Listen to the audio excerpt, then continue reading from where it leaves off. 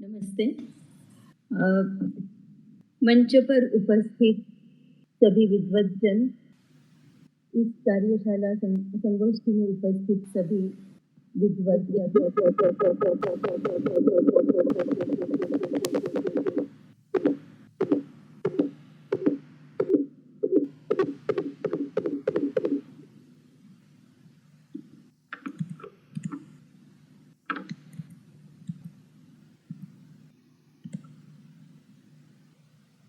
और online mic बंद दिख रहा है। स्टेज का माइक म्यूट किया हुआ है, आप अनम्यूट करिए इसको। मेरी आवाज सुनाई नहीं दी जाएगी। आपकी आवाज सुनाई दे रही है। हाँ। और जो ऑनलाइन माध्यम से उपस्थित है, मेरे गुरुजन और अन्य विद्वद्जन, सभी को मेरा प्रणाम। मैं निकली थी और हमारा फ्लाइट वाराणसी में 10-15 मिनट उसने वेट किया, परंतु कोहरा होने के कारण हम विमान उतर नहीं पाया, तो वापिस मुझे हैदराबाद आना पड़ा। मैं चाहती थी कि आप सब लोगों से प्रत्यक्ष फिर से म्यूट हो गया है। ये बारंबार म्यूट हो रहा है। थोड़ा सा अनम्यूट करके रखिए इसको। We can hear you, ma'am. सुनाई दे रहा है। अनम्यूट करिए मेरा माइक। हाँ, ये बारंबार म्यूट होता है, फिर से म्यूट हुआ। We can hear you.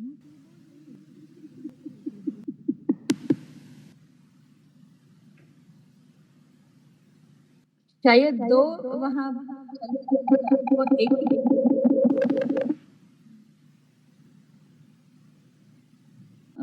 नहीं, बीच बीच में म्यूट हो रहा है। आप सबको आवाज सुनाई दे रही है मेरी?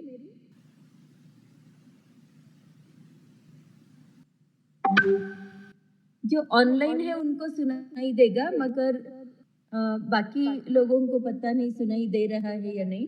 ठीक है, मैं एश्यूम करती हूँ कि सुनाई दे रहा है आप सब लोगों को।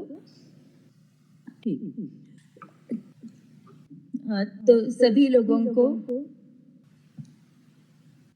मेरा प्रणाम।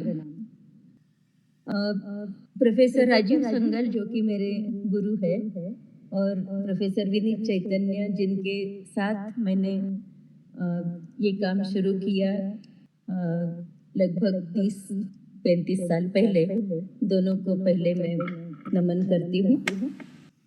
और जो प्रोफेसर संगल ने जो बातें बताई, उन्हीं को थोड़ा मैं विस्तार से बताना चाहूँगी। मेरा विषय जो है वो है जो हमारे शास्त्र परंपरा है, भारतीय शास्त्र परंपरा। उस शास्त्र परंपरा में जो यूनिवर्सल कॉन्सेप्ट्स है, ऐसे कुछ ऐसे कॉन्सेप्ट जो केवल एक शास्त्र तक सीमित नहीं, एक से अधिक शास्त्रों में उनका उपयोग हो रहा है।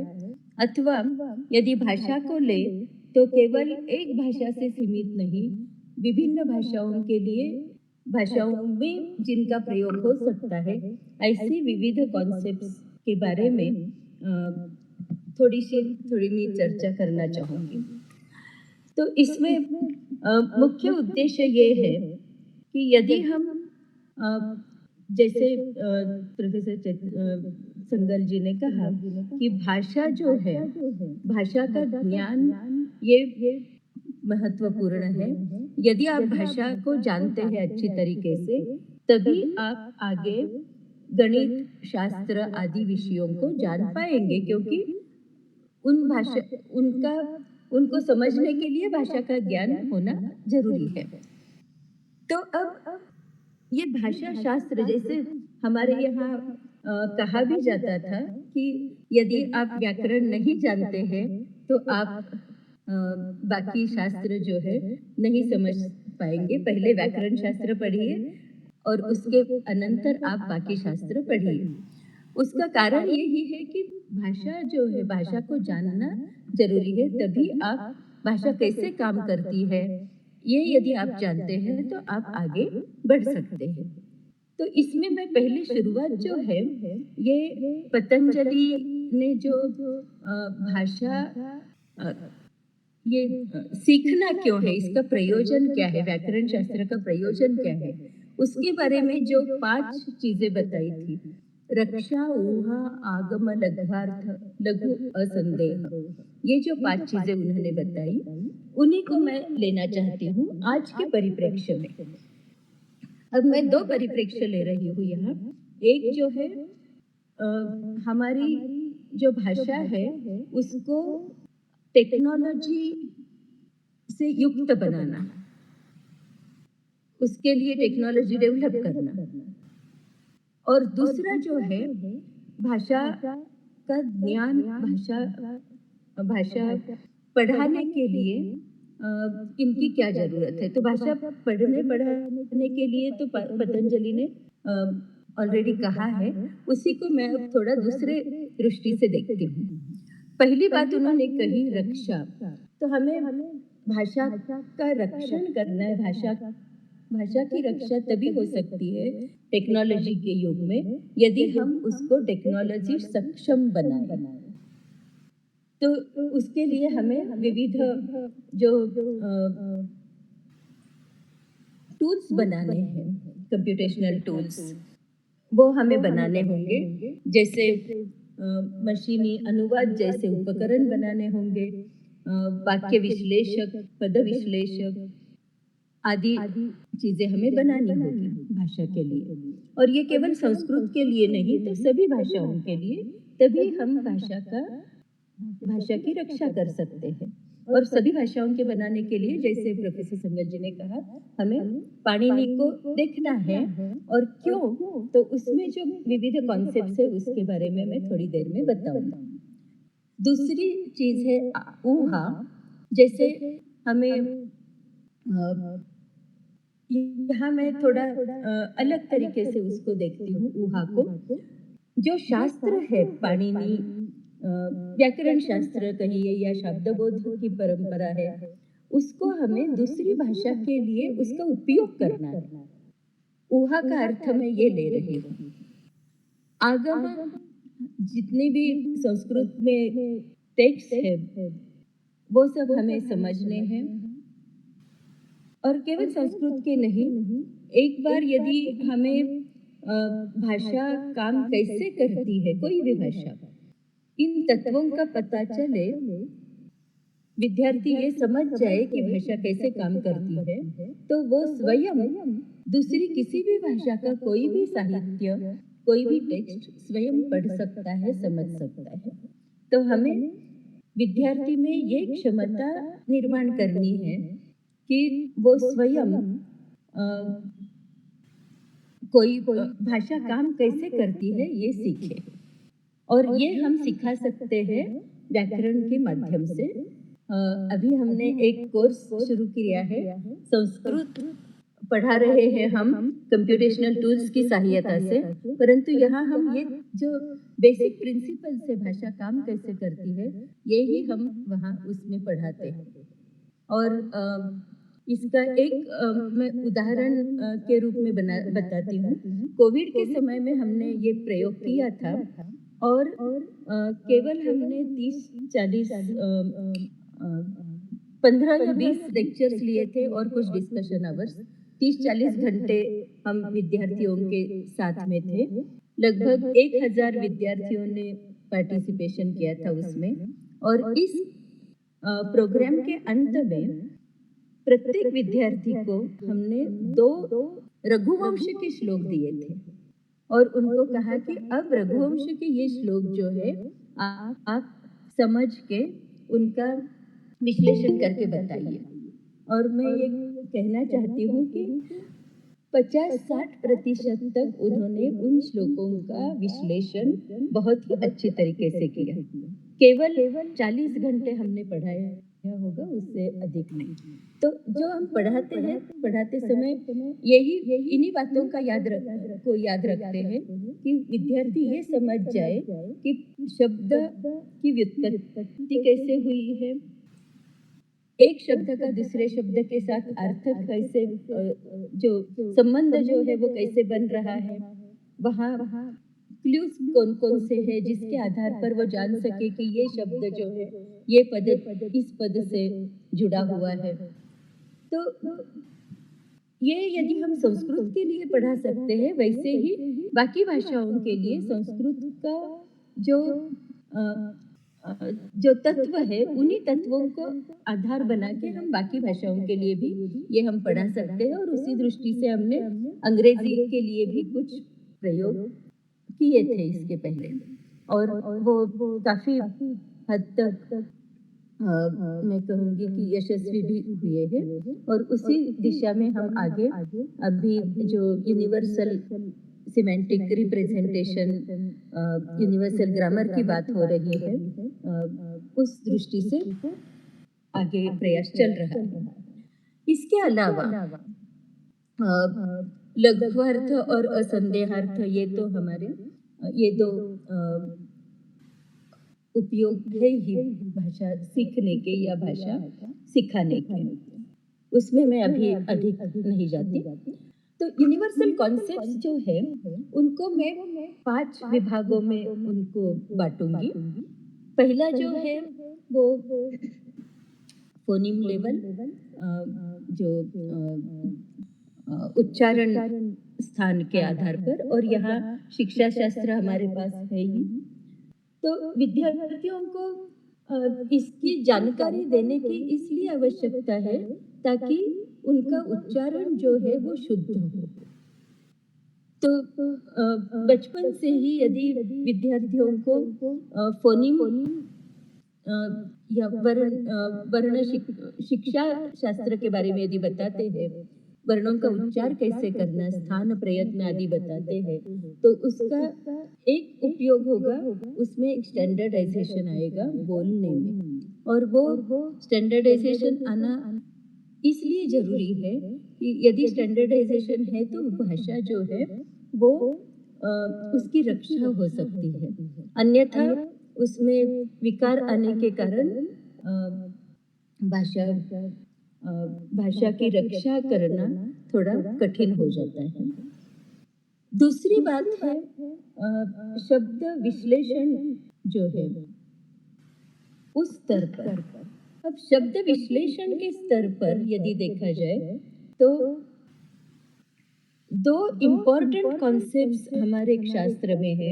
एक है विभक्ति का कॉन्सेप्ट और दूसरा है कारक का। और ये दोनों जो है ये विद्यार्थियों को दोनों में जो भेद है वो भेद बताना बहुत आवश्यक हो जाता है। बहुत बार विद्यार्थी कंफ्यूज रहते हैं विभक्ति और कारक को लेकर। तो और ये विभक्ति का कॉन्सेप्ट जो है वो यदि हम भारतीय भाषाएं लेते हैं तो वहाँ दिखाई देता है कि विभक्ति के द्वारा, जैसे संस्कृत में है वैसे ही बाकी अन्य भारतीय भाषाओं में भी विभक्ति यह है, और विभक्तियों के द्वारा हमें दो पदों के बीच क्या संबंध है वो पता चलता है। और ये केवल भारतीय भाषाओं तक सीमित नहीं है। इसके बारे में अंग्रेजी, विशेष करके अंग्रेजी भाषा को लेकर काफी काम हुआ है भारत में ही। और उसमें ये बताया गया कि विभक्तियां जो है अंग्रेजी में पोजीशन जो है वो भी एक विभक्ति का ही काम करती है। जैसे सब्जेक्ट पोजीशन है या ऑब्जेक्ट पोजीशन है, वो भी विभक्ति के जैसा ही काम करती है। और उसको हम एक्सटेंडेड विभक्ति कह सकते हैं। तो विभक्ति का एक बार विद्यार्थी को ज्ञान हो जाए, अब वो विभक्ति किस तरह के संबंध को बताती है, ये दूसरी बात आती है, जहाँ हम कारक कारक का जो वाक्य स्तर पे कारक कैसे प्रतीत होते हैं, किस दृष्टि से, किस तरह से उनको बताया जाता है वाक्य में, भाषा में, ये हम आगे बता सकते हैं। और कारक यदि देखते हैं तो कारक का कॉन्सेप्ट जो है वो भी अ, केवल भारतीय भाषाओं में नहीं, बाकी अन्य भाषाओं में भी वो कॉन्सेप्ट हम एक्सटेंड कर सकते हैं। किस तरह से? अ, ये इसमें एक बात मैं दो बातें बताना चाहती हूँ। एक जो है, ये कारक का कॉन्सेप्ट यूनिवर्सल कैसे है? तो पाणिनि ने क्या किया है, उसका एक जो उदाहरण के रूप में बताया जाता है, या जब एक्सप्लेनेशन के तौर पे बताया जाता है, कोई क्रिया है, उस क्रिया में जो पार्टिसिपेंट्स है वो कारक, वे अलग अलग जो पार्टिसिपेंट्स है वो विभिन्न कारक है, और पाणिनि ने उनको 6 कैटेगरीज में विभाजित किया। उसमें यदि हम केवल कर्ता कॉन्सेप्ट को ही लेते हैं तो कर्ता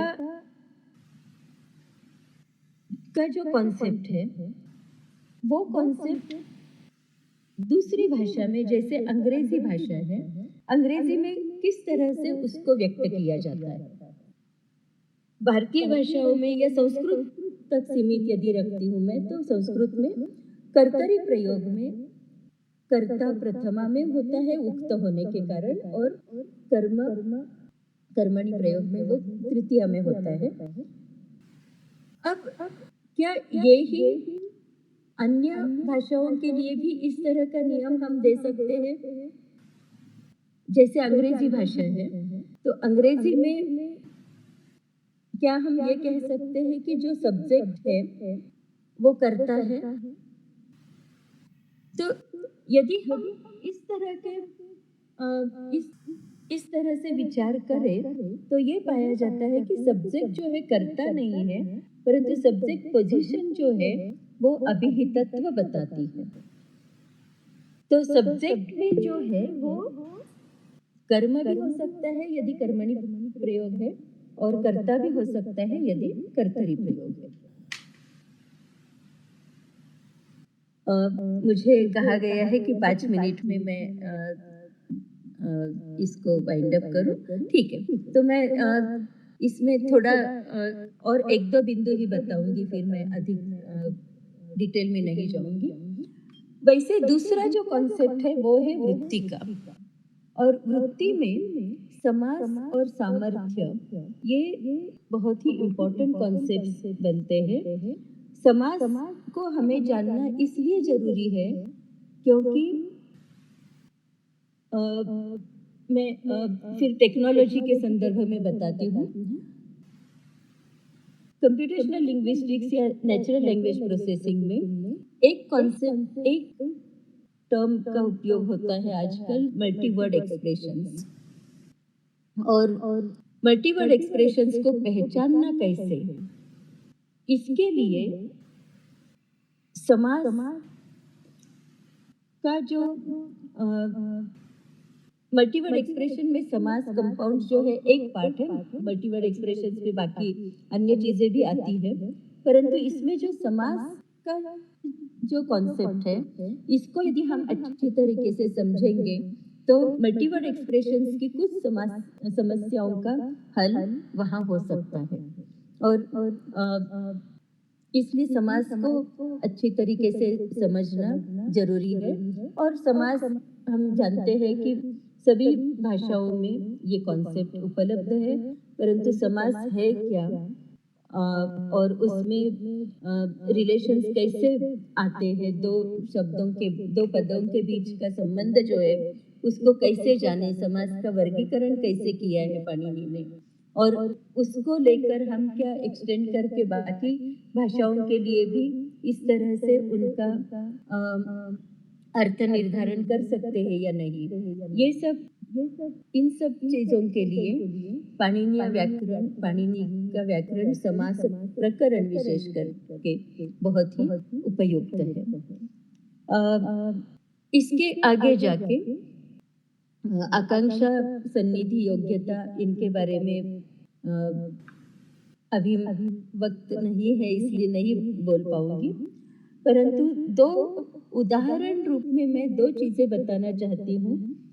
जो प्रोफेसर संगल जी ने जो चीज़ें बताई थी उसी के अ, उदाहरण स्वरूप एक जो है वो है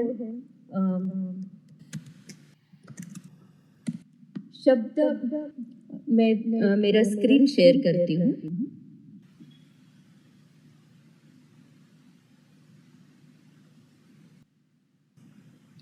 शब्दों की फैक्ट्री जो है, तो ये शब्दों की फैक्ट्री पहले हमें संस्कृत विद्यार्थियों को बताना होगा कि ये शब्दों की फैक्ट्री है कैसे। तो यहाँ मैंने चित्र रूप से बताया है। धातु में तिंग प्रत्यय जोड़ के तिगंत बना, प्रातिपदिक में सुप बन के सुप जोड़ के सुबंत बना, और धातु में कृत जोड़ के प्रातिपदिक बना, और फिर हमें हमारे पास तद्धित आदि है। तो यहाँ हम प्रत्यय जोड़ते जाते हैं और उसमें एक से अधिक प्रत्यय जोड़ सकते हैं और इससे नए नए शब्दों का निर्माण होता है। और यहाँ पूरा ये रिकर्शन की एक प्रक्रिया हमें दिखाई देती है। ये रिकर्शन का कॉन्सेप्ट जो है वो बहुत ही इम्पोर्टेंट है, और हम देखते हैं कि रिकर्शन का कॉन्सेप्ट केवल भाषा में नहीं, गणित में भी हम यदि छंद शास्त्र में हम जाते हैं तो छंद शास्त्र में जो सूत्र दिए हैं पिंगलाचार्य ने, वहाँ भी इस टेक्निक का बहुत ही अच्छी तरीके से उन्होंने उपयोग किया है, binary to decimal, decimal to binary conversion आदि के लिए। और दूसरी बात, ये रिकर्शन और एक तरीके से इम्पोर्टेंट बन जाता है। पाणिनि ने सुप्तिगंतम पदम कहा, फिर सुबंत क्या है तो उसमें प्रातिपदिक में सुप जोड़ने से सुबंत मिलता है, और सहसुपा कहा है एक सुबंतम सुबंतेन सह समस्यते, तो हमें समास मिल जाता है। और ये भी कहा है कि कृत तद्धित समासाश्च, तो प्रातिपदिक क्या है, अर्थवत धातु अप्रत्यय प्रातिपदिकम कृत तद्धित समासाश्च। तो प्रातिपदिक जो है वो समास भी है, और समास क्या है, सहसुपा, तो वहाँ फिर प्रातिपदिक आ रहा है। तो यह पूरा रिकर्शन है। और मजेदार बात यह है कि इस रिकर्शन का उपयोग करके जो बाद वाले जितने भी लेखक हैं उन्होंने बड़े बड़े समासों का प्रयोग करना शुरू किया। यदि हम महाभारत रामायण तक सीमित रहते हैं तो वहाँ हमें 2 या 3 पदों के समास मिलते हैं, पर समस्त पद मिलते हैं। परंतु यदि हम पंचतंत्र देखते हैं तो पंचतंत्र में 8, 9, 10 पदों का भी हमें समास मिलता है। तो ये संभव क्यों हुआ? पाणिनि के ग्रामर में सीमित रहते हुए केवल इस रिकर्सिव टेक्निक का यूज करके क्रिएटिविटी से लोगों ने ये पूरा बनाया है। और एक दूसरा उदाहरण जो प्रोफेसर संगल ने जिसका जिक्र किया था, विद्यार्थियों को ये पता होना चाहिए कि शब्दों से, धातु से अलग अलग भिन्न उपसर्ग और प्रत्यय जोड़कर नए नए शब्द कैसे बनते हैं। जैसे भू धातु है, तो भू धातु में ये विभिन्न प्रत्यय जोड़े हैं और उससे हमें भवंत, भवंती, भवंती, भवितव्य, भवितृ, भविष्णु ये शब्द मिले। उसमें प्रिय भू से प्रियम, प्रियम भविष्णु या प्रभूत, प्रभूति ये शब्द मिले हैं। वैसे ही उद यदि उपसर्ग लगाए तो उद्भाव, उद्भूत, उद्भूति, इस तरह से शब्द बने हैं। और ये जो चित्र निर्माण हुआ है, ये चित्र आपके डिक्शनरी के सभी शब्दों को लेकर ये बना हुआ है। तो इस तरह से यदि हम चित्र रूप से विद्यार्थियों को बताते हैं कैसे विभिन्न शब्द बनते जाते हैं और उनके पास यदि ये इजीली एक्सेसिबल है तो विद्यार्थियों को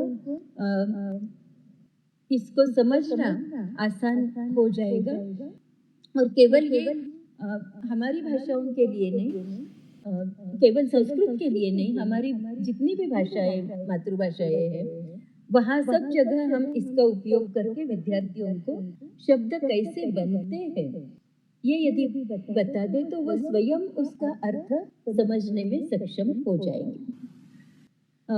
मैं अब केवल एक अंतिम पॉइंट बता के मैं मेरा वक्तव्य समाप्त करूंगी और वो अंतिम पॉइंट है जिसके ऊपर बहुत कम कार्य हुआ है और वो है रसद भरत की रस थ्योरी।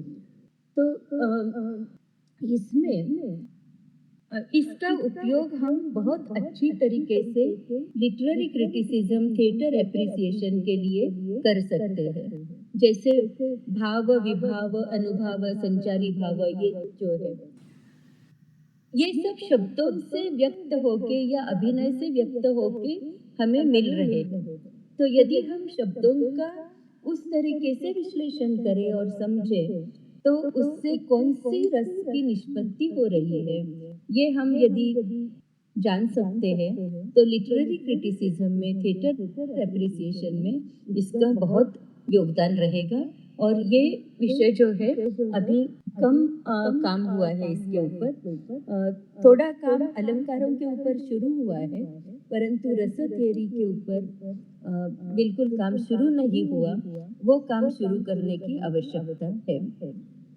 तो यही मैं वक्तव्य मेरा समाप्त करती हूँ और मुझे ये जो अवसर दिया आपने उसके लिए मैं आभारी हूँ। नमस्ते।